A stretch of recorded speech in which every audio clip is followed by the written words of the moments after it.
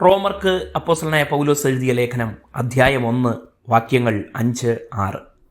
ജഡം സംബന്ധിച്ച് ദാവീദിന്റെ സന്തതിയിൽ നിന്ന് ജനിക്കുകയും മരിച്ചിട്ട് ഉയർത്തെഴുന്നേൽക്കയാൽ വിശുദ്ധിയുടെ ആത്മാവ് സംബന്ധിച്ച് ദൈവപുത്രൻ എന്ന് ശക്തിയോടെ നിർണയിക്കപ്പെടുകയും ചെയ്തിരിക്കുന്നവനാലല്ലോ ഞങ്ങൾ അവന്റെ നാമത്തിനായി സകല ജാതികളുടെയും ഇടയിൽ വിശ്വാസത്തിന് അനുസരണം വരുത്തേണ്ടതിന് കൃപയും അപ്പോസ്തലത്വവും പ്രാപിച്ചത്. പൗലോസ് അപ്പോസ്തലൻ ഉൾപ്പെടെയുള്ളവർ ആരിൽ നിന്ന് എന്തിനായി കൃപ പ്രാപിച്ചു, അതുപോലെ എന്തിനായി അപ്പോസ്തലത്വം പ്രാപിച്ചു എന്ന് റോമർക്ക് എഴുതിയ ലേഖനത്തിൽ വ്യക്തമാക്കുന്നു.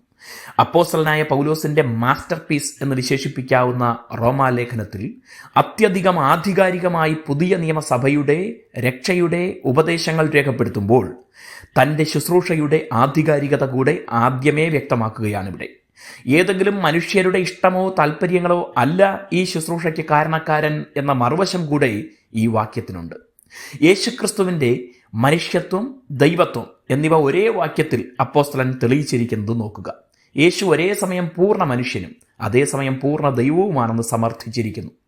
ദാവീദിന്റെ സന്തതിയായി ജനിച്ചതിലൂടെ യേശു പൂർണ്ണ മനുഷ്യനാണ്, എന്നാൽ എന്നേക്കുമായി ഉയർത്തെഴുന്നേറ്റതിനാൽ അവിടുന്ന് പൂർണ്ണ ദൈവമെന്നും തെളിഞ്ഞിരിക്കുന്നു. നാം എല്ലാം പൂർണ്ണ മനുഷ്യർ മാത്രമാണ്. ജനിച്ചത് മനുഷ്യനിൽ നിന്നാണ്.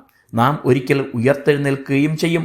എന്നാൽ അത് നാം ദൈവമായതിനാലല്ല, ദൈവമായ യേശുക്രിസ്തുവിനെ കർത്താവായി സ്വീകരിച്ചതിനാൽ, ആ ക്രിസ്തുവിൻ്റെ പുനരുദ്ധാന ശക്തിയാൽ മാത്രമാണ്. സ്വയം ഉയർത്തെഴുന്നേൽക്കാൻ യേശുവിന് മാത്രമേ കഴിയൂ. യേശുക്രിസ്തുവിൻ്റെ നാമത്തിനായി സകല ജാതിയുടെയും ഇടയിൽ വിശ്വാസത്തിന് അനുസരണം വരുത്തേണ്ടതിന് കൃപ പ്രാപിച്ചത്, അപ്പോസ്തലത്വം പ്രാപിച്ചത് ഈ യേശുക്രിസ്തുവിനാലാണ്. ദൈവം നമുക്കും കൃപയും ശുശ്രൂഷയും നൽകുന്നതിൻ്റെ ലക്ഷ്യം ആത്മാക്കളുടെ വിടുതലാണ്. ഒരിക്കലും പ്രസിദ്ധിയോ ധനമോ മാനമോ ഒന്നും നമ്മെ കീഴ്പ്പെടുത്താതിരിക്കട്ടെ. ദൈവം നമ്മെ അനുഗ്രഹിക്കട്ടെ.